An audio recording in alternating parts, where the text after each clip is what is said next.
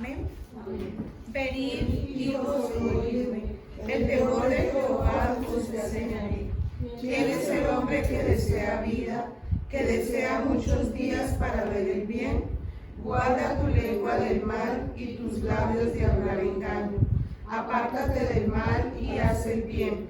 Busca la paz y síguela. Padre Santo, en el nombre de Jesús. Padre Santo, en el nombre de Jesús. Hoy te doy gracias porque mis ojos y mis oídos están atentos a tus palabras. Yo entrego mi corazón porque quiero que en él abunde tu palabra, tu palabra viva, que es la verdad. Te doy gracias por darme entendimiento, discernimiento, el conocimiento y que pueda ejercitarme en el dominio propio. Yo renuncio a todo lo que hay en mi carne,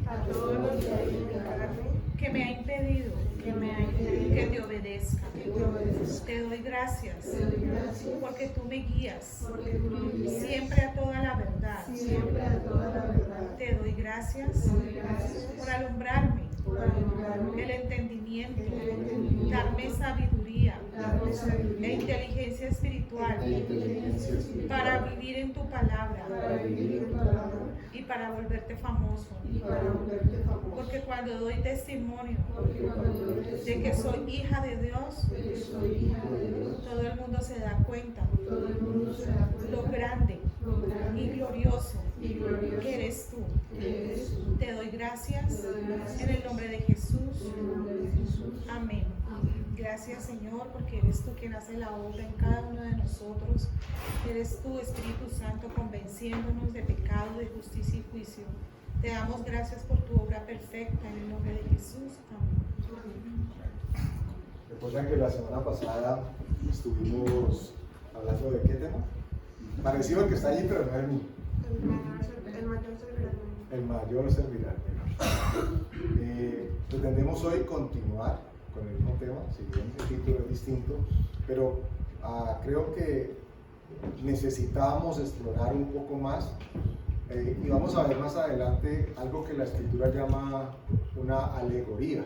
No sé si están identificados con el término. No es un alegato, no es un poco de gente alegando. Alegoría.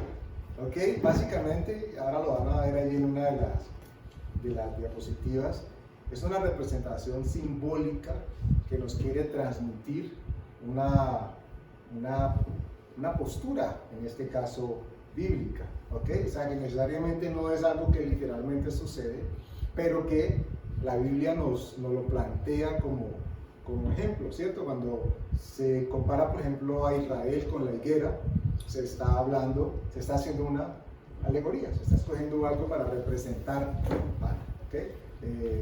Hay otra manera de llamarlo, metáforas, bueno, en fin, la Biblia habla de alegorías. Entonces, para que tengan claro que no vamos a hacer un alegato, ni mucho menos, pero vamos a estar hablando de menor a mayor. ¿Por qué de menor a mayor? Porque la semana pasada estuvimos hablando lo importante, lo interesante que era saber que el mayor sirve al menor. Y eso parecía en un principio como, ¿por qué? ¿Cierto? Si lo lógico es que el mayor siga siendo el mayor. Pero noten ustedes, eso lo vimos la semana pasada, que Dios en su infinita sabiduría permite que a nosotros asumir este tema con este enfoque, nos demos cuenta de que nadie va a ser excluido de la posibilidad de la primogenitura. Es decir, no se requiere ser el primogénito nacido físicamente para ser el primogénito nacido espiritualmente. Y yo creo que esto es un bono gigantesco de parte de Dios para nosotros, porque nos garantiza de que no hay exclusión de personas. Y de la misma forma, no hay distinción de géneros. No es que si es hombre recibe y si es mujer no recibe, porque aclarábamos la semana pasada que cuando el primer hombre, que es el animal, muere, entonces queda un espacio para que se presente un nuevo nacimiento. Y cada vez que hay un nuevo nacimiento, ese nuevo nacido se convierte en el primogénito delante de Dios, porque tiene acceso. ¿Por qué me atrevo a decir esto? Porque tiene acceso a absolutamente todo lo que el Padre ha dado. ¿Ok? Recordarán ustedes que la Biblia habla de Jesús como el unigénito, pero después también lo presentan como el primogénito. Unigénito, ¿por qué? Porque en un principio solamente Él tenía esa característica de ser hijo o de provenir directamente de Dios. Pero Él pasa de ser el unigénito para convertirse en el primogénito. Y nos abre el camino a todos los demás para que podamos llegar a estar en el mismo lugar que Él está. Y entonces alguien diría, bueno, pues ya hay un primogénito, ya ¿por qué vamos a pelearle la posición a Jesús? No le estamos peleando nada, al contrario, lo que hizo fue abrirnos la posibilidad de poder acceder a todo lo que Dios había preparado para Él. Por eso dijo que se iba a prepararnos morada. Entonces vamos a estar hablando de menor a mayor. Y recordamos que la Escritura nos dice que el hombre animal fue primero, ¿cierto? El animal fue primero y ahí está, se cree el muy, el mero, se cree el mayor, como fue el mayor, y esto es lo que nos han enseñado aún familiarmente, ¿cierto? El mayor normalmente es el que asume la postura, y de hecho se espera que el primogénito, una vez el papá ya no esté, sea el que asuma todos los roles de papá. En el Antiguo Testamento o en la costumbre hebrea, lo que sucedía era que el primogénito heredaba no solamente doble porción en términos económicos, sino que asumía las responsabilidades de sacerdote, ¿ok? Asumía las responsabilidades de líder, de jefe de la casa, y era el que tomaba las decisiones por el resto de la familia. Asumía la figura de patriarca, digámoslo así. Pero en este caso nos hemos dado cuenta que el mayor, siendo el animal, pues es el que creía el muy, y no es tan muy. Eso es lo que hemos visto y vamos a corroborar en el día de hoy, espero con la ayuda de Dios. La Escritura dice, estamos leyendo Apocalipsis 3, versículo 17, parte del versículo 17. ¿Ok? Este es el Señor Jesús hablándole a la iglesia tibia, que ni era fría ni era caliente. ¿Ok? Y le dice, desventurado, miserable, pobre, ciego y desnudo. Esto me llevó a pensar, pausa, comillas o paréntesis, esto me llevó a pensar que en algún momento Shakira tuvo que haber leído esta escritura. Porque es que ahí está, desventurado, miserable, pobre, ciego y desnudo. Le faltó tal vez el tema desnudo, pero ella lo hace. ¿Ok? Alguien tuvo que haberle susurrado que existía esa escritura. El punto es, se cree muy por ser mayor, pero en realidad es esto lo que sucede delante de Dios. El hombre animal, cuando hablamos del animal es el carnal, recuerden, ¿okay? El que tiene el garfio con el pedazo de carne colgada, que nos sucede a todos lo tenemos. Génesis capítulo 48, versículo 17, leo textualmente.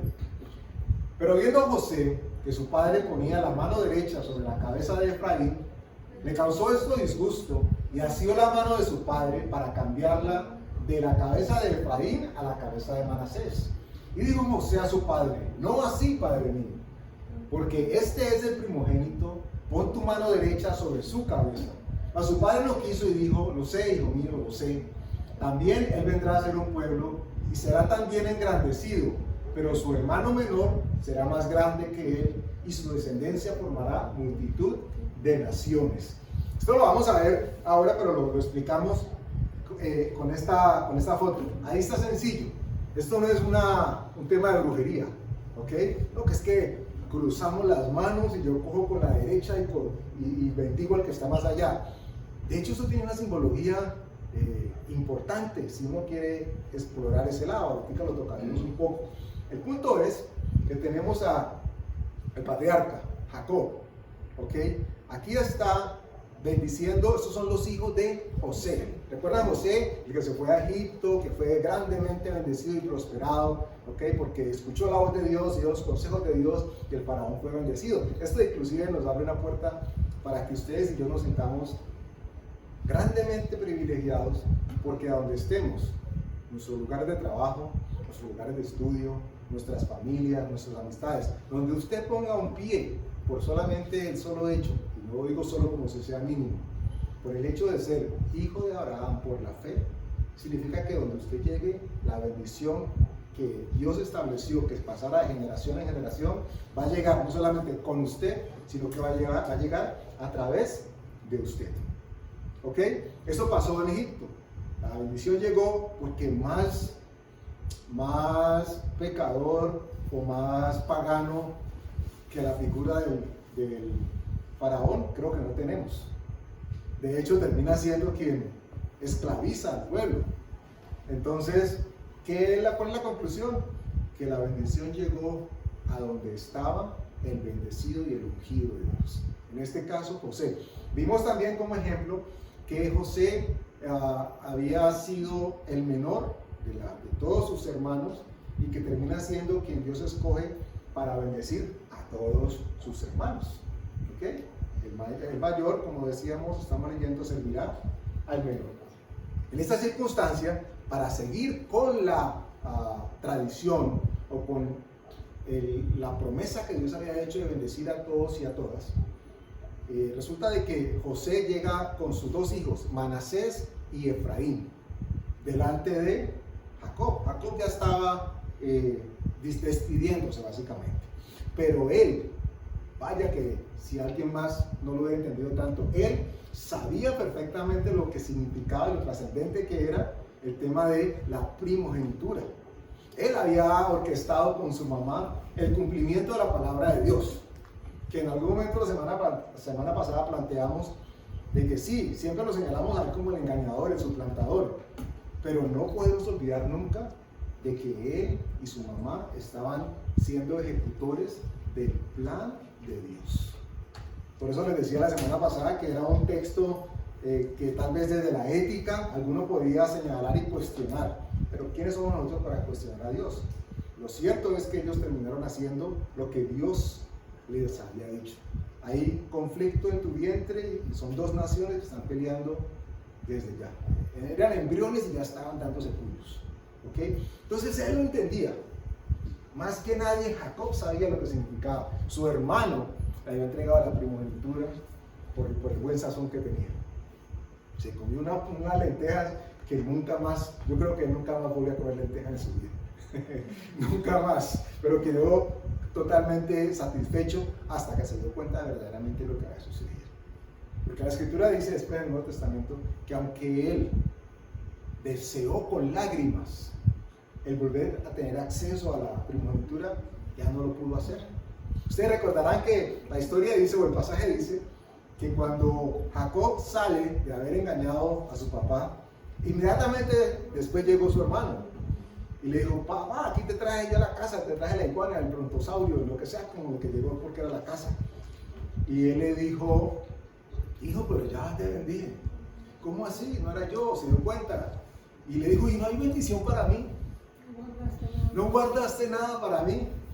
O sea, me tocó el conchito en realidad. Y Jacob le dijo, sí, también tengo para ti algo. Pero lo que le dio no era lo que le tocaba. Y también hablamos de lo triste que es ese desprecio que él hace de honor, que era recibir esa herencia, más bien esa bendición por ser el primogénito. Él desprecia lo que eso significaba. Entonces en realidad no despreció el derecho a ser hijo, despreció fue la bendición que estaba acompañando al hecho de recibir la primogenitura. En esto está, Jacob sabe esto, José le lleva con sus dos hijos, Manasés y Efraín, y Manasés es el mayor. Entonces, él hábilmente, José lo ubica en donde tiene que estar. ¿Ok? Supongamos que yo soy Jacob, entonces José pone a Manasés aquí al lado derecho. Yo estoy estirando la mano, porque con la mano derecha era que yo iba a bendecirlo. Y acá al lado izquierdo mío pone a Efraín. Y él dice, no, pues va a bendecirlo. Entonces, y resulta que Jacob hace este movimiento, que es el que está ahí en la foto. Y al cruzar las manos, da la bendición sobre Efraín y no sobre Manasés, como esperaba José. Y como acabamos de leer antes, lo devuelvo, dice que se molestó. ¿Dónde está? Y dijo José a su padre: no así, padre mío, porque este es el primogénito. José termina diciéndole a Jacob: no, venga, ¿qué está haciendo? Ay, yo sabía que usted sea ciego, pero no tanto. Okay. No es ese, es el otro, el mayor es este. Y Jacob, más que nadie, le dijo: yo sé lo que estoy haciendo. Básicamente ese yo sé. Recuerda que cuando la escritura hace esa doble confirmación, enfatiza en lo trascendente de lo que está pasando. Entonces Jacob dice: yo sé. Él no sabía qué era lo que el papá sabía, pero lo estaba haciendo a propósito. Entonces por eso es que observamos que entonces están las manos cruzadas, él bendiciendo con la izquierda a Manasés, que era el mayor, pero con la derecha estaba bendiciendo a Efraín, que era el menor. Perdón, José no era el menor, fue Benjamín. Correcto, claro, es válida la aclaración. El punto por el que ubicamos a José, siendo el menor dentro de los hermanos, ¿okay? Era porque estaba en la cola. Cronológicamente, en términos de años, era el que estaba en la cola. Es más, se plantea que había diferencia entre ellos porque sus madres eran distintas. Y entonces había pugna entre los mayores con otros que no eran de la misma mamá. Por eso José termina siendo considerado. Por allá Rubén, algo le movió el corazón. Dios dijo: no lo maten, vendámoslo. Y eso le termina salvando la vida a José. Pero gracias por la aclaración, hermosito. Pero encontramos aquí a Jacob bendiciéndolos, declarando, para que ustedes y yo nunca perdamos de perspectiva la importancia delante de Dios de lo que significa la bendición. Recuerden, lo hemos dicho en innumerable cantidad de veces, las primeras palabras que escuchó el ser vivo, Adán, lo primero que escuchó fue la bendición de Dios. Multiplícate y enseñorea sobre todo lo que yo he puesto para ti. No había escuchado nada más. Sus oídos nunca habían escuchado nada. Y lo primero que escucharon fue la bendición de Dios. Por eso la insistencia de Dios de transmitir esta bendición desde patriarca en patriarca. Pasó con Adán, luego pasó con Isaac y ahora estaba pasando con Jacob. Y Jacob nos hace referencia a algo importante por el tema de la primogenitura, que no exploramos mucho la semana pasada, pero que aportamos en este día. Y es, ¿qué había sucedido con la primogenitura? ¿Por qué esa necesidad de Dios de mostrarnos a través de la escritura que el mayor no era el que iba a enseñorearse, sino que tenía que ser el menor? No sé si ustedes se han detenido a pensarlo, pero vale la pena meditar en ello. Porque, ¿qué sucedió con el primogénito de Adán? Y esto es algo que nos da pistas. El primogénito de Adán, que saben que fue Caín, ¿ok? Resultó más torcido de todos los torcidos. Más que siquiera el papá. Bueno, no más, parecido, con la misma tijera. Primero que mató, a sangre fría, como decían antes los viejos, con premeditación y alevosía. ¿Ok? El primogénito del Hijo del Hombre, de Adán, se torció. Y no era poca cosa, porque si hubiera sido poca cosa, ahí hubiese parado. Pero resulta que la Escritura nos muestra consecutivamente que Dios quiere corregir eso. Y algunos estudiosos, aún de la tradición judía, plantean y sugieren que Jacob entendió esto y que ese es el porqué del cambio de manos. ¿Ok? No, para no entrar en un tema ahí medio místico, ni mucho menos, pero podríamos entender el por qué Jacob hace el cruce de manos, porque simplemente le ha podido decir: no, venga, a usted lo voy a poner aquí, y usa su mano derecha para acá. ¿Por qué tenía que significar ese cambio? Y simbólicamente eso puede significar mucho. Dios estaba dándole la revelación a alguien de que lo que había sucedido en un principio con el primogénito no podía repetirse.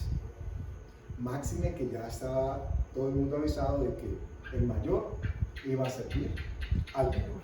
Bueno, vamos a 1 Samuel capítulo 16, versículo 1. Esto es la historia de David, Saúl, y de ahí se desprenden todos los demás. Dice la escritura: dijo Jehová a Samuel, ¿hasta cuándo llorarás a Saúl, habiéndolo yo desechado para que no reine sobre Israel? Llena tu cuerno de aceite y ven, te enviaré a Isaí de Belén, porque de sus hijos me he provisto de rey. Y esta escritura Dios la puso en mi corazón a propósito del tema, manteniendo el contexto, y de pronto es el inicio de lo que les decía ahora rato, de lo que es una alegoría, o por lo menos lo que vamos a plantear en la noche de hoy. ¿En qué sentido?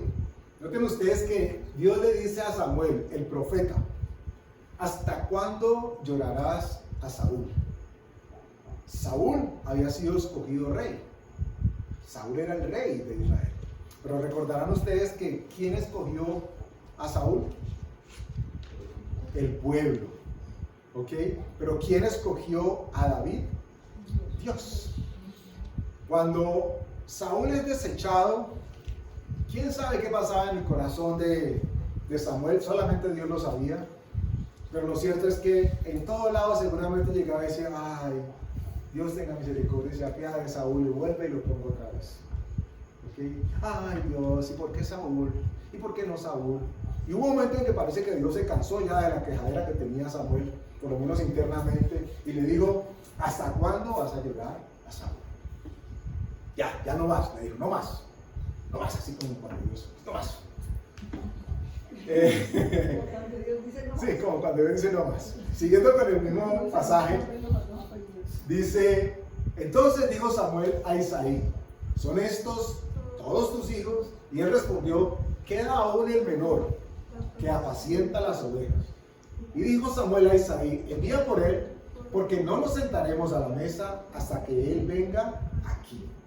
Entonces, noten ustedes, el pasaje está hablando de cuando Dios le dice a Samuel: ya deja de llorar, ya Samuel, ya, te vas a ir a buscar al que va a ser el nuevo rey de Israel.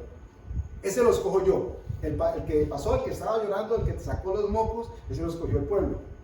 Este lo vas a escoger tú, pero porque yo te voy a decir quién es. Y llega a la casa de Isaí y pasa lo mismo que hemos venido hablando, de que el mayor va a servir al menor. Porque pasó la romería de gente y salió uno así pechiparado, con los hombros cuadrados, seguramente altísimo, 2 horas, 2 metros. Y cuando salió él, dice la escritura que Samuel dijo: este es el ungido de Dios, este es. Seguramente le parecía a Saúl, porque Saúl, dice la escritura, que era grande, bonito, apuesto, qué sé yo, pero no estaba con el corazón conforme a Dios. Y cuando Samuel lo vio, dijo: este es. Y Dios le dice: tú miras por fuera del hombre, tú miras con tus ojos humanos, pero yo miro lo que hay en el corazón del hombre. Ese no es. Entonces estaban en ese tira y encoge y parecía un casting de telenovela. ¿Ok? Que salga el descarado, ese pasaba al otro. Que salga el más joven, ya, y sacaron hasta el último. Pero como él estaba esta vez atento a la voz de Dios, y Dios era el que le iba a decir: ese es. Y él todavía no escuchaba la voz de Dios diciéndole: ese es. Y el papá de Isaí le dijo: ya son todos. Le dijo: ¿son todos? ¿Seguro que no tienes uno más? Le dijo: ay, sí, es que me había olvidado. El menor, el más chiquito, está por allá cuidando las ovejas. Y él le dijo: dámelo. Y termina con esto que va a ser muy significativo para lo que vamos a hacer, lo que vamos a hablar a continuación. Termina diciendo, quiero que con eso se quede: no nos sentaremos a la mesa hasta que él venga. El profeta de Dios le dice: mire, yo no me, usted puede haber preparado, porque recuerden que el profeta era recibido con bombos y platillos. Era casi como si llegase Dios mismo, y la gente sacaba lo que hubiese que sacar para preparar y agasajar al profeta. Entonces, recordarán que cuando el pasaje dice que cuando él llega, le dicen, ¿es tú venida en paz? A ver qué era lo que le dijo, porque de pronto venía con noticias de Pau. Pero él dijo, no, sigues en paz. Pero no me siento hasta que no traigas al último. Y dos cosas a considerar, que están aquí subrayadas. Queda aún el menor, ¿y qué hacía ese menor? Apacienta las ovejas. A mí me parece que este es el primer insumo, si no tal vez el más significativo, que Dios tiene en cuenta para escoger a David. Porque después termina siendo un símil entre el Señor Jesús como pastor de las ovejas, ¿ok? Alguien que conoce qué es lo que necesita la pecosa, la alistada, la blanquita, la negrita, sabe exactamente todo. ¿Ok? Es más, David termina diciendo, mire, cuando aparecía por ahí un oso así, esos bien peludos, yo me le tiraba y yo lo arreglaba. Y si aparecía un león, vivía en un zoológico. Y con todo se enfrentaba. Porque si algo sabía él, era defender y cuidar sus ovejas. Entonces Dios, me atrevo a decir, digo, verdaderamente va a valorar, o debería valorar, lo que significa cuidar un rebaño. Y entonces dice Samuel, hasta que no llegue este personaje, no me siento a comer. Y a propósito está la separación de la palabra. Porque dice, en la mesa, ser vida. Y esto nos trae a nosotros a considerar que Dios no es Dios de muertos, sino que es un Dios de vivos. ¿Por qué mantengan esto en perspectiva? Porque estamos hablando de la criatura dentro de nosotros, que es la que tipifica la vida que Dios ha dado. El mayor es el animal, la bestia feroz, y el menor es el nuevo nacido, el que tiene vida espiritual, por lo tanto es verdaderamente vivo. No vivo de que es pillo, sino que es vivo, produce vida. Entonces, en esas circunstancias se encuentra Samuel con la mesa servida, pero él está esperando encontrar a alguien con vida. Porque si algo tiene la palabra de Dios, cuando llega al corazón de una persona, es que produce vida. Les decía que entonces Marcos 12:7 dice, Dios no es Dios de muertos, sino Dios de vivos. Aclarando, alguien dirá, ¡ay! Ese es mi Dios, yo soy más vivo que todos ustedes. No, estaba hablando de alguien que en realidad tenía vida, porque ahí podrían aparecer todos los pillos, ¿cierto? Bueno, yo soy más vivo que vos, yo soy más hijo de Dios que vos. Nada que ver, estamos hablando de vida, la vida que solamente el Hijo de Dios puede darnos y que nos ha dado. Eso nos lleva, hay una serie de pasajes que parecen que están separados, pero miren que todos se vinculan. Génesis capítulo 3, versículo 15 dice, pondré enemistad entre ti y la mujer, y entre tu simiente y la simiente suya. Esta te herirá en la cabeza y tú le herirás en el calcañar. Y bueno, aquí está letra chiquita, pero se me olvidó, simplemente lo menciono en caleñol. Esto significa literalmente como si hubiéramos dicho, le dieron en la cabeza. Y al otro no, le dañaron el caminado. ¿Ok? La intención de que le hubiese herido la cabeza y le hubiese herido el calcañar. Ya hemos dicho cuál es el calcañar, la parte trasera del talón. Pero aunque se quiso poner en tono jocoso, tiene un sentido bastante simbólico. Porque herir en la cabeza significa atacar a lo que pasa dentro de la mente. Y herir en el calcañar, literalmente es jocoso, pero termina siendo algo muy significativo o parecido a lo que es que le dañen el caminado. Y no es que quede cojo, físicamente puede que no sea estético la persona que no puede caminar bien, pero espiritualmente, si algo ataca al enemigo, es el testimonio del creyente. Busca atacar la manera como el testimonio de Dios que debe ser reflejado en nosotros se da. O sea que literalmente Dios está estableciendo, el uno le va a dar en la cabeza y el otro le va a dañar el caminado. La lucha de las dos simientes. Y nosotros podríamos ver esto por fuera. Ah, sí, yo conozco ese señor de por allá, ese es igualito, ahí está pintado.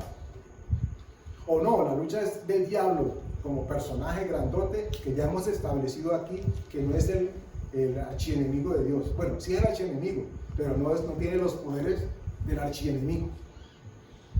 Creo que es el adversario, dice la Escritura. No se equipara al nivel de Dios. Es una criatura, no puede brincarle o empechar al Creador. ¿Ok? Eso ya lo hemos dicho en otros momentos. Entonces, al diablo le dieron la cabeza y al hombre le dañaron el caminado. así de literal es Dios. Y esas dos simientes están representadas en el hombre. Aunque las podemos ubicar y hacer un seguimiento en términos de pueblos y naciones, porque podríamos ubicar, ¿cierto?, a Isaac por un lado y a Ismael por el otro, y los países que salieron de cada uno de ellos. Y diríamos, ay, ahí están las dos simientes. Pero si mantenemos la literalidad de lo que Dios dijo en un principio, hablando de que iba a ser herido en la cabeza y el otro le iba a herir en el calcañar, eso significa entonces de que estamos hablando con una convivencia de esas dos simientes.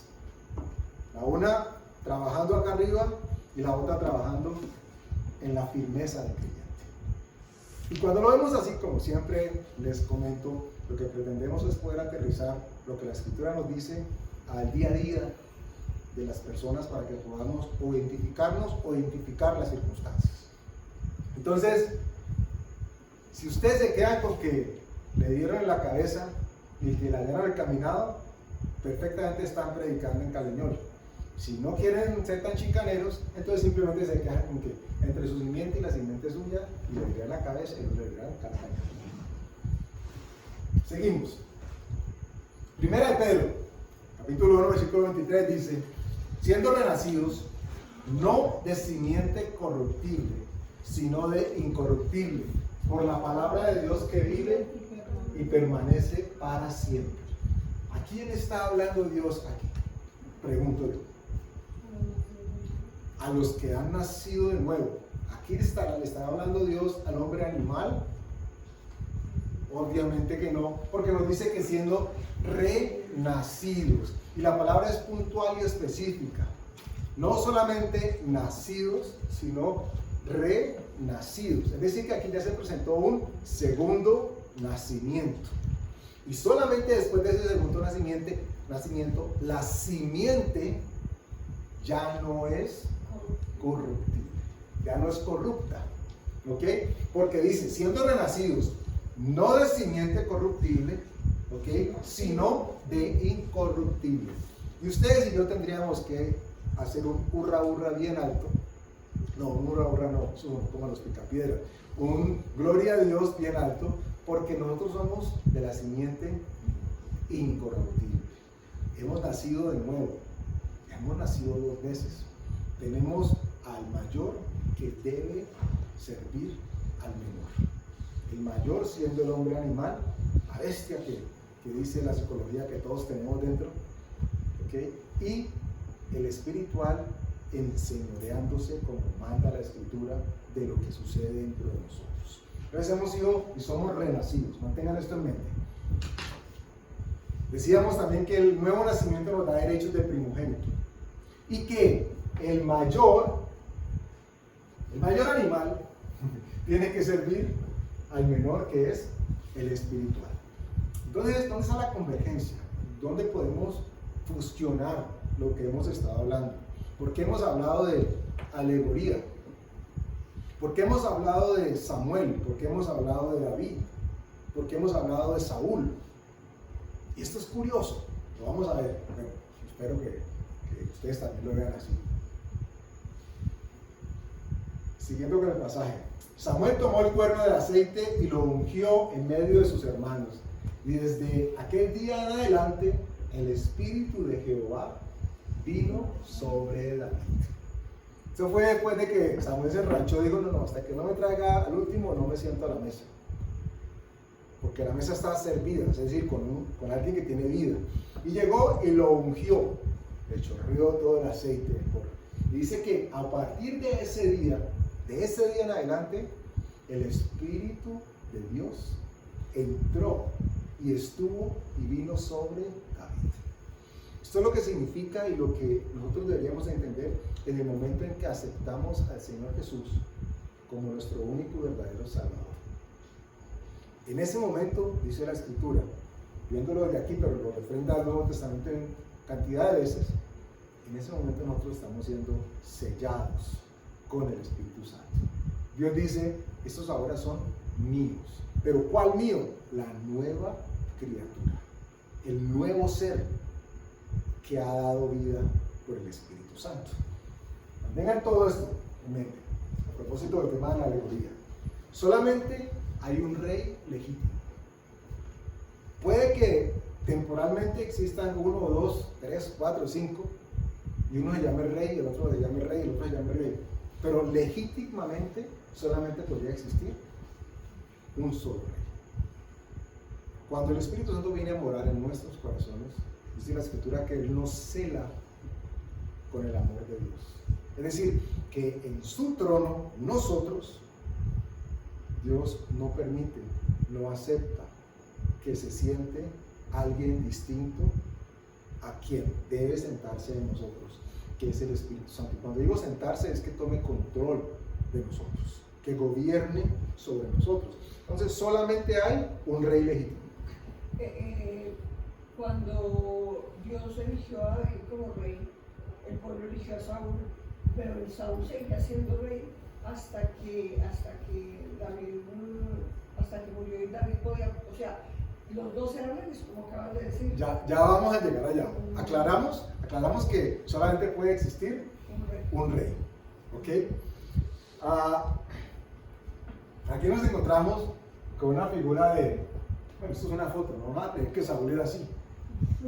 Bueno, tal vez, si les parece que es apuesto, con barba, la Escritura dice que era apuesto.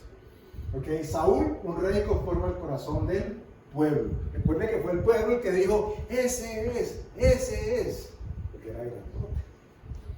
Y tenemos a David aquí, que parece que estuviera tomando Coca-Cola.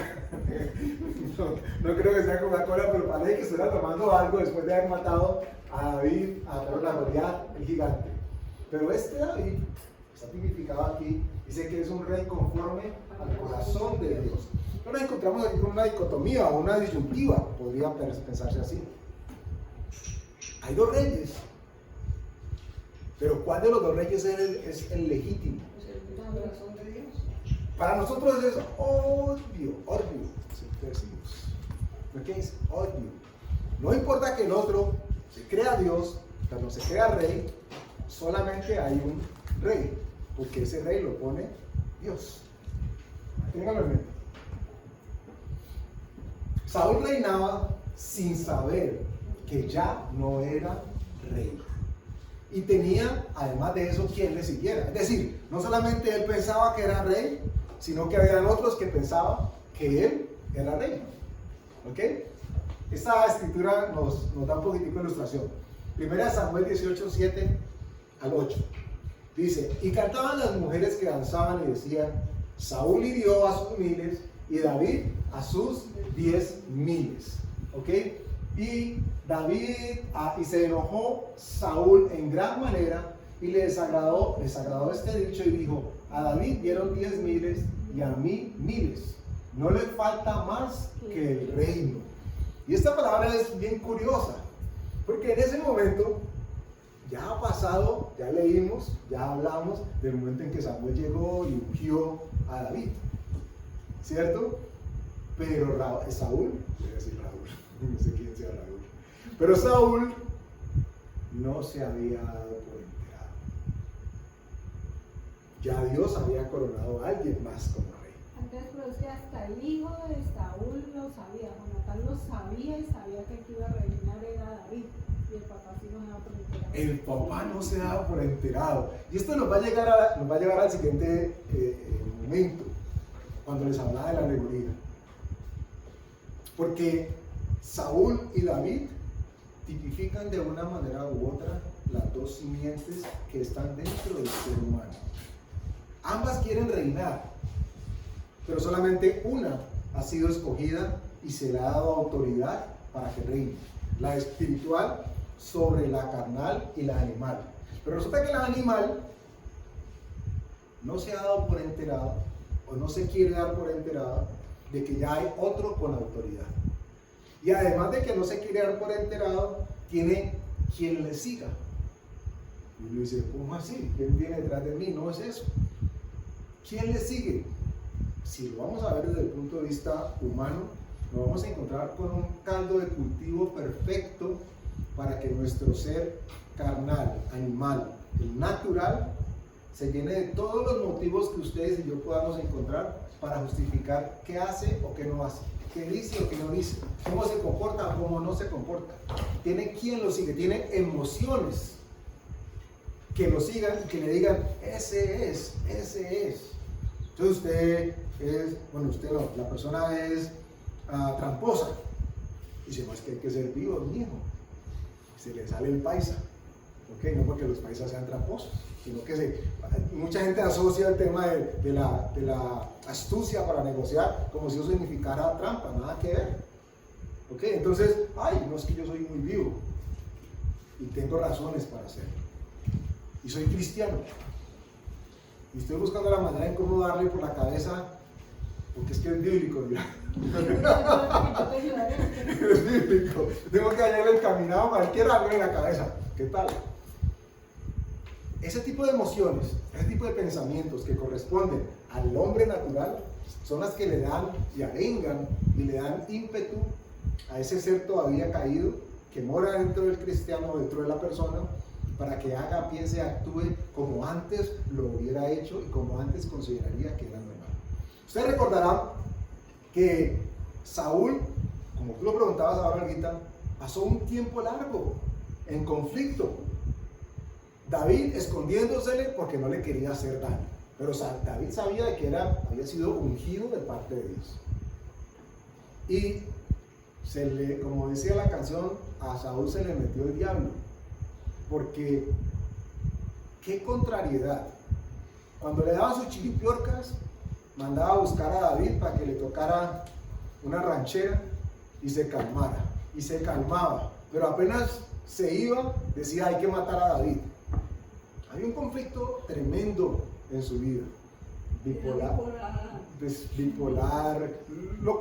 lo que queramos decir de él. El punto es que él ya no reinaba. Y David nos da una enseñanza preciosa al respecto de no tocar al ungido de Dios. En términos de que él dijo, yo no voy a levantar mi mano sobre él, no importa qué tan malo sea, porque él, Dios lo había ungido. Y respetó eso hasta lo último. Al punto que decidió huir porque él no quería enfrentarse. Tuvo oportunidades de matar a Saúl y no lo hizo respetando esa condición de ungido. Sin embargo, nos encontramos con ese conflicto. Los dos, ahí es lo que les decía la alegoría, que significa una representación en las que las cosas tienen un significado simbólico. La vieja criatura, o sea, el mayor, no sabe que ya no reina y de igual forma tiene quien le sirva. La vieja criatura, el animal, la bestia, el bruto, cree que todavía es el que manda.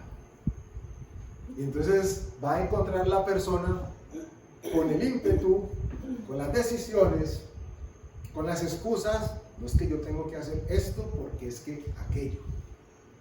Cree que todavía es el que da órdenes, cuando es un rey depuesto. Ya es un rey caído. ¿Ok? Y a diferencia de la misericordia que tuvo David para con Saúl, porque era el ungido de Dios, Dios no nos pide a nosotros que tengamos misericordia con el que es caído dentro de nosotros. No, cuando hablo con el caído samaritanamente hablando, porque a ese tenemos que apoyarlo. Me refiero con esa parte del ser caído que habita en todos los seres humanos que pretenden tomar las decisiones. Dios nos mira a nosotros con misericordia, pero nos está diciendo en todo momento, ustedes deben enseñorear. Recuerden la bendición. ustedes y yo estamos llamados para que el que tiene vida sea el que se siente a la mesa. Tiene que ser así, no es el muerto. Buscando las cosas de arriba. Noten ustedes que aquí tenemos la foto con estos dos mirando para arriba que hay. Y estos están mirando para abajo. ¿Ok? Y aclaremos, aquí no se trata de mirar ni para arriba ni mirar para abajo. Porque no es por mirar. Lo que dice la escritura es, buscar las cosas de arriba. Usted recordará, estamos a ir acabando, que cuando Jesús asciende, los discípulos que están, se quedan todos así. Y aparecen los ángeles y le dicen, ¿ustedes qué hacen? ¿Qué están haciendo? No, es que usted no lo vio. Ese que ustedes vieron subir, ese mismo va a regresar. O sea, dejen de estar mirando para arriba. El tema no era de dirigir la mirada físicamente, el tema era de dirigir las acciones hacia lo que tipifica y significa arriba. Buscar las cosas de arriba. Colosenses capítulo 3, versículos 5 al 9 dice: haced morir pues lo terrenal en vosotros: fornicación, impureza, pasiones desordenadas, malos deseos y avaricia, que es idolatría, cosas por las cuales la ira de Dios viene sobre los hijos de desobediencia, en las cuales vosotros también anduvisteis en otro tiempo, ojo, cuando vivíais en ellas. Esto es, me hago la pausa aquí para que uno no diga, no, yo sí no era como, yo nunca fui como ellos, como el joven rico, no, yo sí no, eso era malo, pero yo no fui tan malo, nada.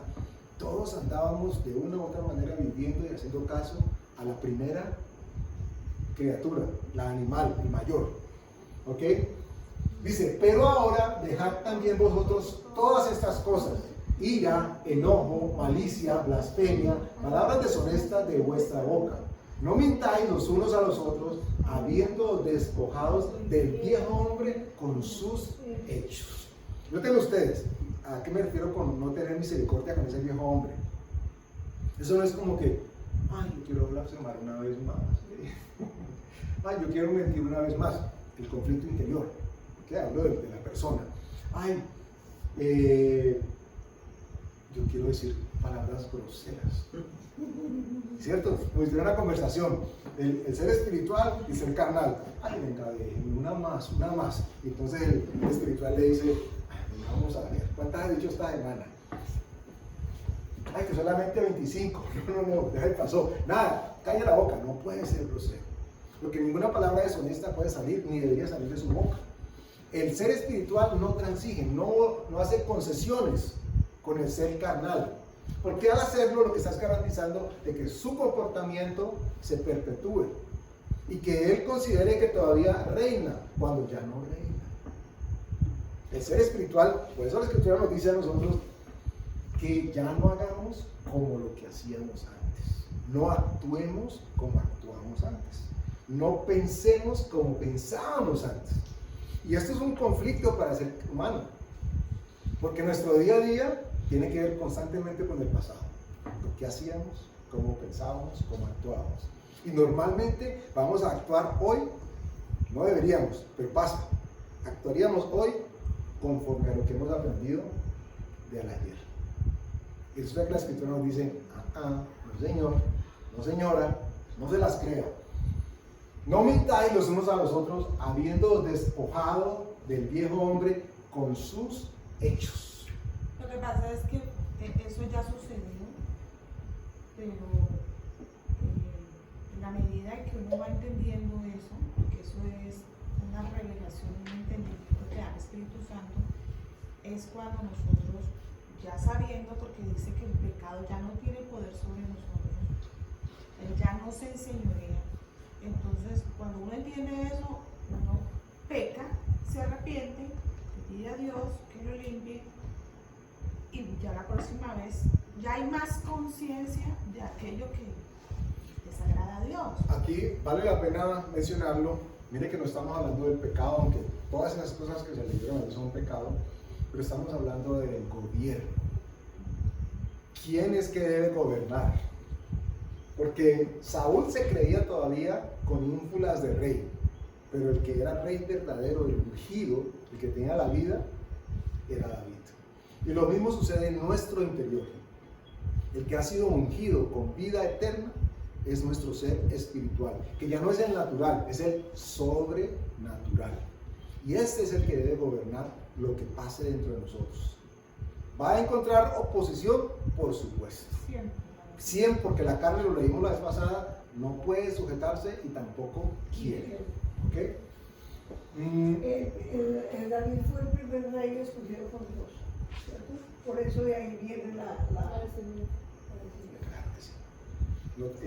Y es mencionable porque el primer rey que tuvo Israel fue escogido por Israel, por el pueblo. Porque ustedes recordarán el pasaje de que ellos estaban un día así como cuando se reúnen los importantes y dijeron: ay, mira, los de ese país de allá tienen rey. Ay, y los de acá tienen rey. Y los de allá tienen rey. Cuando haya guerra, ellos tienen quien salga a pelear por ellos. Y nosotros no tenemos a nadie. Ay, queremos rey, reunámonos. Yo quiero rey. Y entonces Dios le dijo a Samuel: no te pongas a hacer patalera, Samuel, que no te desecharon a ti, sino que me desecharon a mí. Y Saúl era muy conveniente, todo lo que le interesaba a la gente era lo que él hacía. El tema es que Saúl pudo haber sido confirmado en su reinado, pero infortunadamente él dejó que su parte emocional primara sobre la que obedientemente tenía que hacer caso de lo que Dios había dicho. Entonces, pues obviamente se le chispoteó. Yo creo que ahí nació todo. El nuevo hombre dice: no mintáis los unos a los otros, habiéndoos despojado del viejo hombre con sus hechos. Y ojo a esto, revestidos del nuevo, el cual, el nuevo, el nacido de nuevo, el espiritual, el sobrenatural, conforme a la imagen del que lo creó, se va renovando hasta el conocimiento pleno. El ser espiritual se va renovando. ¿Con qué conocimiento? El que da la escritura. ¿Con qué revelación? Con la que el Espíritu Santo nos da. Para que ustedes y yo, cuando nos encontremos en unas circunstancias, y con eso cerramos, en las que actuamos, y a veces no sabemos por qué actuamos, y lo que hacemos nos parece que es lo correcto porque lo hemos hecho siempre. Pero la Escritura nos dice: lo que hacía antes, acuérdense que no necesariamente es lo correcto. Y no porque sea ilegal o legal, sino porque no forma parte de lo que ahora como seres espirituales nosotros debemos hacer. Y aclaro, cuando hablamos de seres espirituales, no es que entonces estemos a un paso de empezar a levitar, de que ya nos creamos lo muy, porque ya saben lo que le pasó a los que se creían muy, terminaron sirviendo a los demás. Cuando hablamos de espirituales, es regresar al estado original en cual Dios nos concibió, en el que Él reinaba en nosotros. Por lo tanto, podíamos darle orden a nuestras emociones. La lucha de las dos simientes estaba presente y se iba a dar, Dios la estableció así. Pero al hombre, a la simiente de la mujer, le dio la prioridad para que dañara lo que pasaba, lo que ponía en la cabeza del otro. Dios nos dio entonces a nosotros la posibilidad de, con su palabra, limpiarnos y transformarnos para entregarnos su gobierno. Amén. Vamos a darle gracias a Dios. Padre, gracias por este camino en el que nos has guiado, Señor, para comprender cada vez más qué es lo que literalmente ha sucedido dentro de nosotros. Digo literalmente, Padre, aunque no alcancemos a dimensionar todo lo que tiene que ver con el mundo espiritual, pero que por fe hemos creído, porque somos hijos de Abraham, Señor, por la fe, pero por fe hemos creído, Padre, de que hemos nacido de nuevo y que las cosas viejas pasaron, Señor, y tú has hecho todas las cosas nuevas. Gracias, Padre, porque de nosotros has quitado la mentira, la blasfemia, Señor, porque despojaste al que antes estaba a cargo de nosotros, reinando sobre nosotros, lo despojaste con sus hechos, con sus intenciones y con todo lo que hubiese en el pasado que le daba poder, Señor. Y nos ha revestido del nuevo, Señor. Este nuevo está hecho y fue hecho conforme a la imagen tuya, Señor, porque fuiste quien nos creaste. Y nos va renovando, Señor, cada vez que accedemos a tu conocimiento, Padre. Tu palabra es tu conocimiento y nos trae vida, Señor. Te damos gracias en el nombre de Jesús.